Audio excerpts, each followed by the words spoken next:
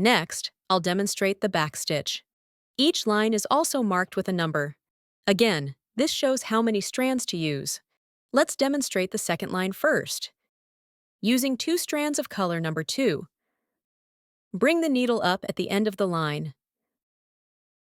Then stitch forward once. Pull the thread tight. Next, bring the needle up a bit ahead. Insert back at the previous entry point. Pull the thread.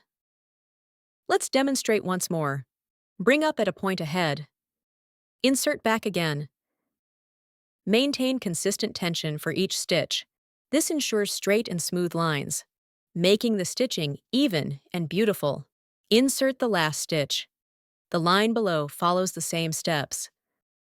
Let me demonstrate. Using 6 strands of color number 6. Again, bring up on the left side. Stitch forward once. Insert back. Back stitch creates firmer lines, with more defined outlines, perfect for text and pattern outlines, and lines that need emphasis. Let's look at the finished result.